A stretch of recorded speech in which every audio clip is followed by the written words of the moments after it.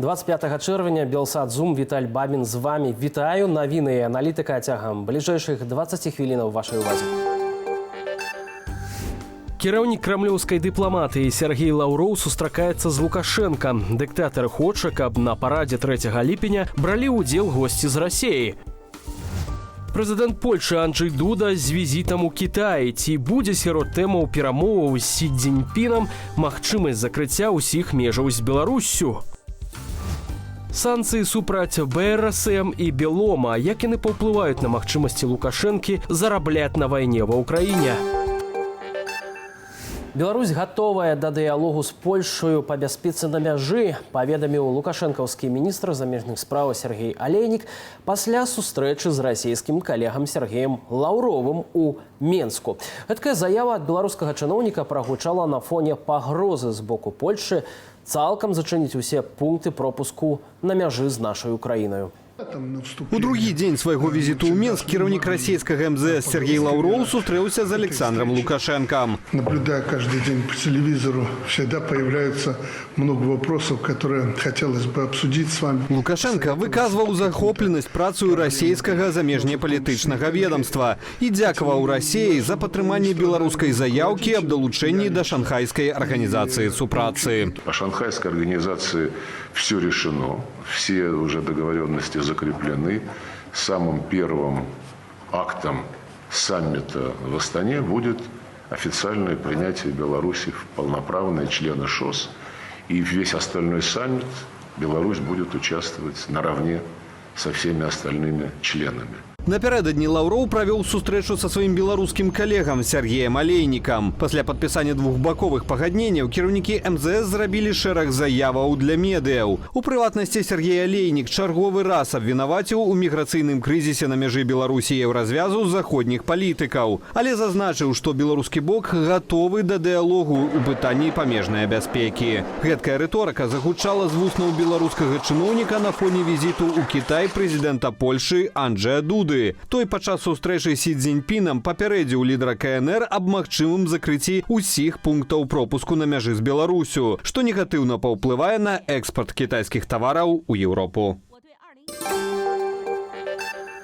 З намі на сувязі Алена Кудзько, віцэ-прэзідэнтка даследчага інстытуту Глобсекс. Падарня Алена, вітаю вас. Далучэнне да шанхайскай арганізацыі супрацы, парад 3 ліпеня, супраца на міжнароднай арэне – гэта ўсё такія агульныя словы, якімі апісваюць візіт Сергея Лаўрова ў Менск. Але на што варта ў першую чаргу звярнуць увагу, на ваш погляд?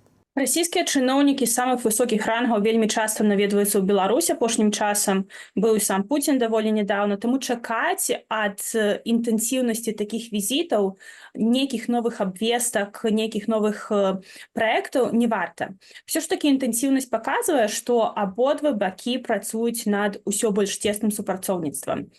І вось гэтая менавіта заява пра тое, што Беларусь у хуткім часе далучыцца да шанхайскай арганізацыі супрацоўніцтва, гэта сведчыць пра тое, што Беларусь актыўна шукае нейкія новыя магчымасці на глобальных рынках і спрабуе, каб Расія дапамагала Беларусі знаходзіць гэтыя магчымасці. Беларусь хоча быць актыўнай у міжнародных структурах. Варыянтаў зараз не так шмат. Усё ж такі Беларусь хутчэй за ўсё выключаюць з міжнародных арганізацый, чым уключаюць.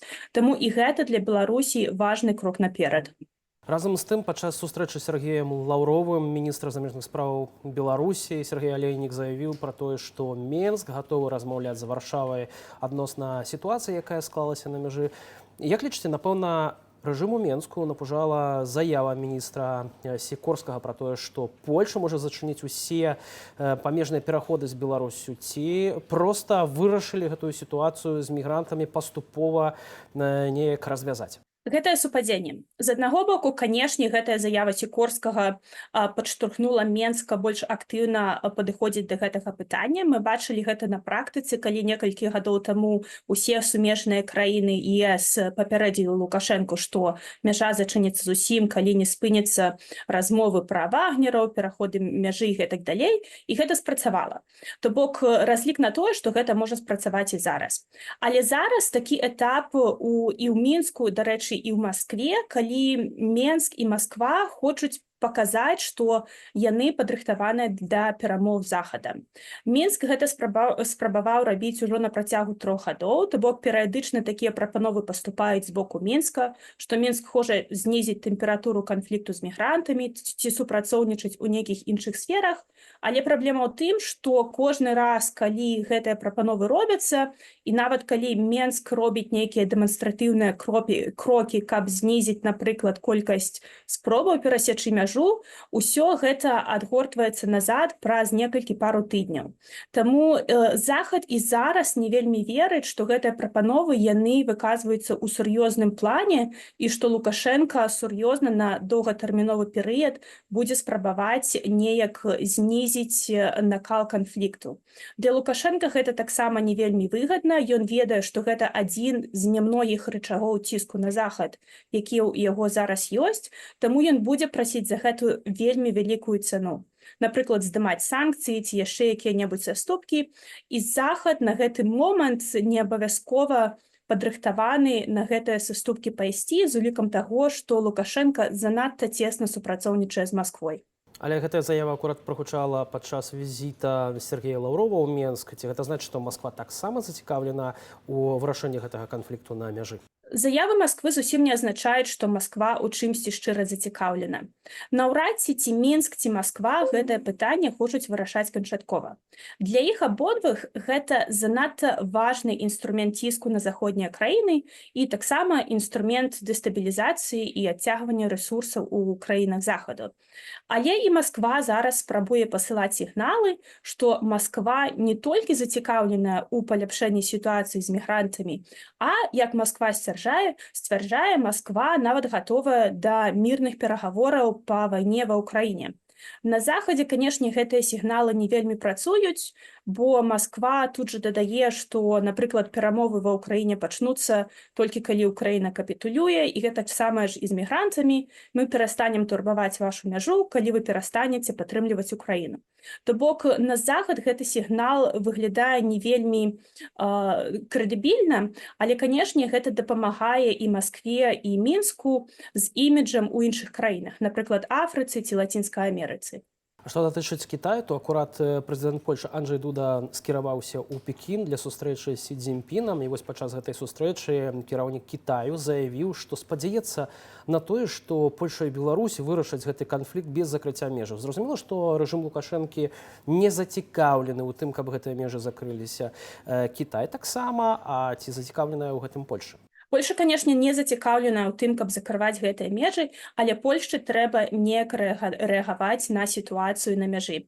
Асабліва пасля забойства аднаго з памежнікаў ёсць унутраны запад, каб урад Польшчы прапанаваў нейкія больш жорсткія межы, каб уплываць на Лукашэнку. Гэта не значыць, што гэтыя межы спрацуюць, але ёсць хатні палітычны захад, каб даказваць, што польскі ўрад спрабуе нешта рабіць. Ці можа таксама прэзідэнт Польшчы Анджэй Дуда нейкім чынам намовіць, паразмаўляць з Сі Цзіньпінам, каб той у тым ліку нейкім чынам надавіў на рэжым Лукашэнкі, каб гэты мігранцкі крызіс спыніць ці хаця б інтэнсіўнасць гэтых мігранцкіх хваляў знізіць на некаторы час, як лічыце?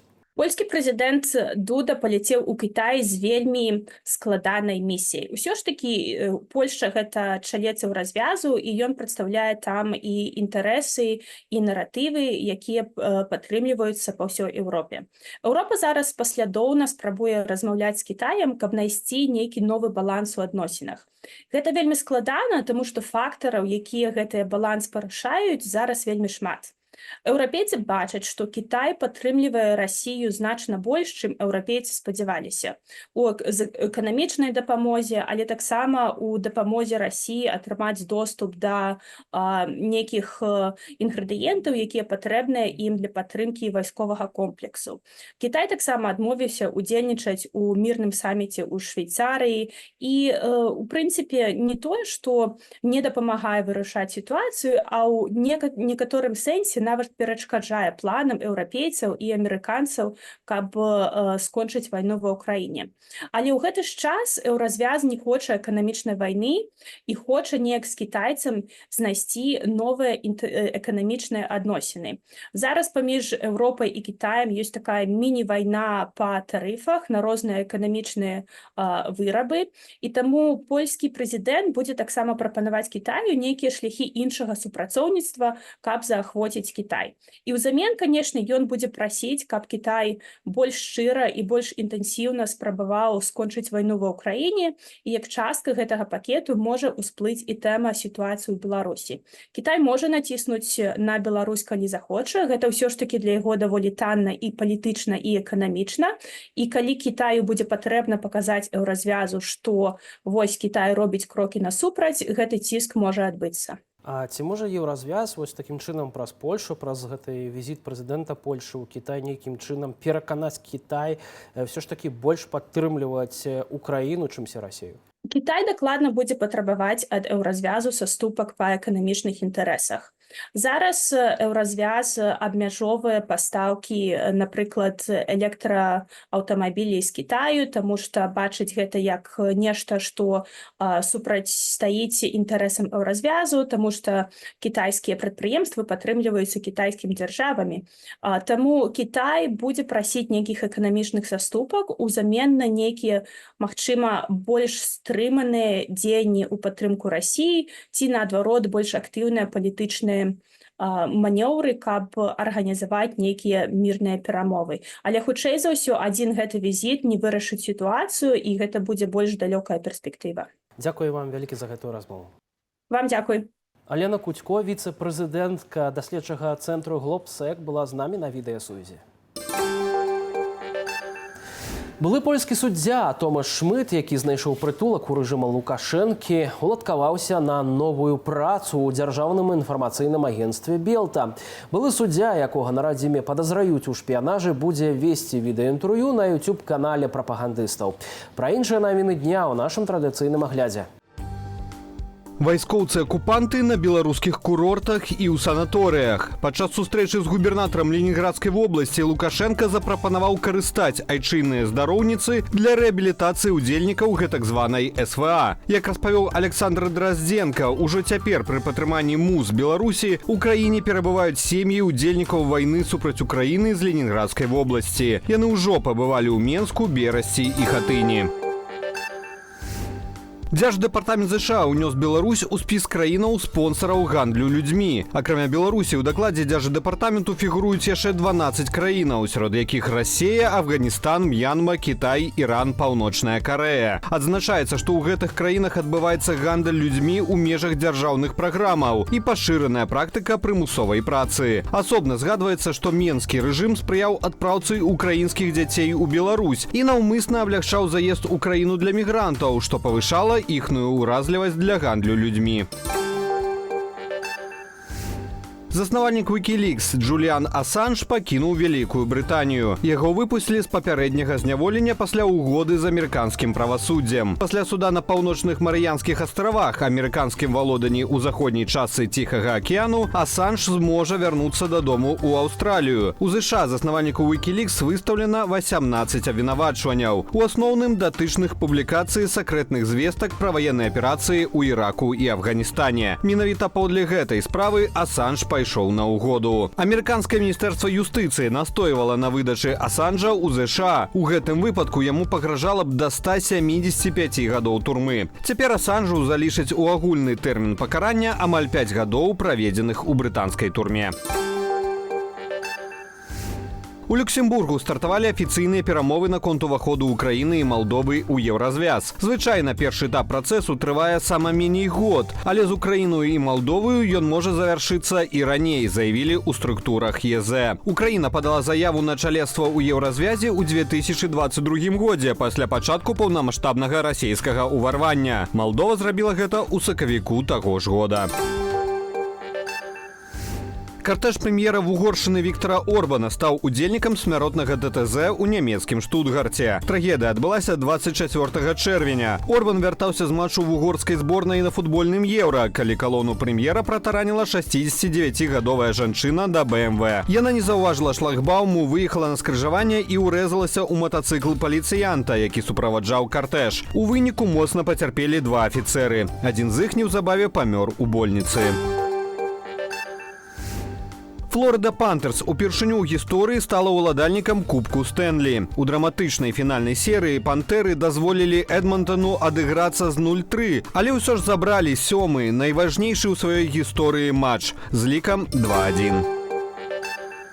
У новы 14-й пакет санкцыяў еўразвязу супраць Расіі трапіў Беларускі рэспубліканскі саюз моладзі БРСМ і першы сакратар праўладнай арганізацыі Александр Лук'янаў. Пад санкцыямі таксама холдынг Белома і ягоны гендырэктар Александр Мароз. Тэму абмяркуем з прадстаўніком арганізацыі Белпол. Владзімир Жыгар з намі на сувязі. Ну, власне, ваше расследаванне, якое выйшло месяц таму, калі я не памыляюся, аружейны барон. На ваш погляд, як яно магло паўплываць вось на прыняцце гэтых санкцыяў супраць холдингу Белома? Ну, как мы неоднократно всем говорили, наше расследование – это всего лишь такая визуальная составляющая работы Белпол. Мы не акцентируем внимание на той части нашей деятельности, которая, как правило, не публична. Тут же все в целом понятно, и внимательный человек может легко догадаться, на основании чего введены санкции Европейского Союза. В обосновании Европейского Союза прямым текстом говорится о приводном контактном устройстве ПВКУ-210, о котором мы говорили в нашем фильме, и которое является составной частью прицела командира панорамного. Для нас, по сути, это был такой первый... Ладно, не первый опыт работы с Брюсселем, однако впервые мы опробовали вот такой иной подход в работе. Продиктовано это было тем, что мы получили очень такую, плохую информацию о том, что, по сути, в 14-м пакете не должно было быть в принципе Беларуси. Потому что никакая реальная работа по данному направлению, увы, никем не велась. И... Увы, санкции не вводятся по спискам каких-то юридических лиц с обоснованием в виде открытой информации. Так это тоже не работает. Мы заскочили, по сути, в уходящий поезд такой, достаточно успешно опробировали иной подход во взаимодействии с нашими брюссельскими партнерами, и данное направление будет совершенствоваться. Нужны санкции не ради санкций или галочки, а действительно методы давления на режим Лукашенко. Ці гэта значыць, што далейшае ваше расследаванне таксама могуць паўплываць вось на прыняцце такіх рашэнняў у Брюсселе? Мы говорим о том, что расследование – это всего лишь мы показываем Руси, что мы делаем. Естественно, до расследования проходит огромное количество времени, огромное количество встреч. И если посмотреть опять-таки на расследование «Оружейный барон» и сравнить это, например, с санкциями Японии, которые были на прошлой неделе, несколькими санкционными пакетами Соединенных Штатов Америки, с санкционным пакетом, приуроченным к началу войны в Украине в 2024 году, то можно увидеть практически все компании, о которых мы рассказываем в наших расследованиях. То есть понятно, расследование – это одно, это визуализация, действительно реальная работа – это другое. Есть еще некоторые другие составляющие, о которых мы вообще, как правило, не говорим. Калі казаць пра Белома, за што канкрэтна гэтае прадпрыемства патрапіла ўласна пад санкцыйнае абмежаванне еўразвязу? Потому что они создают вот это приводное контактное устройство ПВКУ-210, которое является составной частью прицела командира панорамного, который потом поступает, опять-таки, в Россию, устанавливается на различного рода российскую технику и попадает фактически на фронт Украины. Каким чынам, уласна, гэтыя санкцыі, на ваш погляд, паўплываюць вось на працу холдингу? В первую очередь, это такой как красный маячок для всех, кто будет работать с Беломом. Даже если мы говорим о каких-то посредниках, в том числе, по большому счету, и о Китае здесь можно говорить. Однозначно будут нарушаться сроки выполнения заказов, будут определенные простои, будут появляться такие вот окна возможностей для Украины, так как все то, что производит Белома, поставляется фактически на передовую. Также будут проявляться проблемы с денежными переводами, и не только с переводами, но и получением этих денежных средств. Ці будзе ў прадпрыемства, на ваш погляд, нейкая магчымасць абыходзіць гэтыя санкцыі, бо ўжо бачылі шмат такіх прыкладаў, калі прадпрыемствы, якія патраплялі пад такія санкцыйныя абмежаванні, ім все-таки удавалася далей наладжваць гэтую супрацу. Мы работаем не так, как работали демократические силы все эти годы. Мы рассматриваем полностью картину, цепочку всех поставок. Понятное дело, вводить санкции против больших предприятий, там, например, как БелАЗ, МТЗ, МАЗ, просто, то есть легко показать их связь с режимом Лукашенко. А мы стараемся работать так, чтобы даже такие компании-прокладки, как тот же самый Shenzhen 5G, были внесены в санкционные списки, чтобы даже через такие компании-прокладки не поставлялась какая-то продукция на белорусские предприятия. Понятно, режим будет стараться делать новые компании прокладки, но в то же самое время это не значит, что мы не контролируем эту ситуацию, но все равно создаются окна возможностей для той же самой Украины, потому что детали не поступают в Беларусь, из них не производят те же самые прицелы, их не передают русским. Опять-таки, значит, техника не попадает на фронт. Это плюс ко всему еще.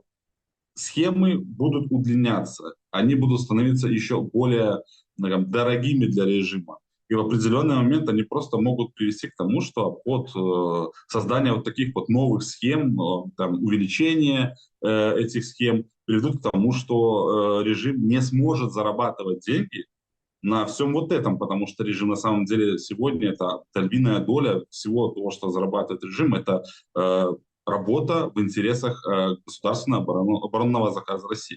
Фірмы прокладкі, новыя схемы абыходу санкцыяў, наколькі цяжка вам шукаць вось гэтую інфармацыю, выкрываць гэтыя прадпрыемствы, іхныя сувязі паміж сабой і таксама даводзіць гэтую інфармацыю да вашых калегаў у Еўразвязе? Это достаточно такая кропотливая работа, которой мы занимаемся практически ежедневно.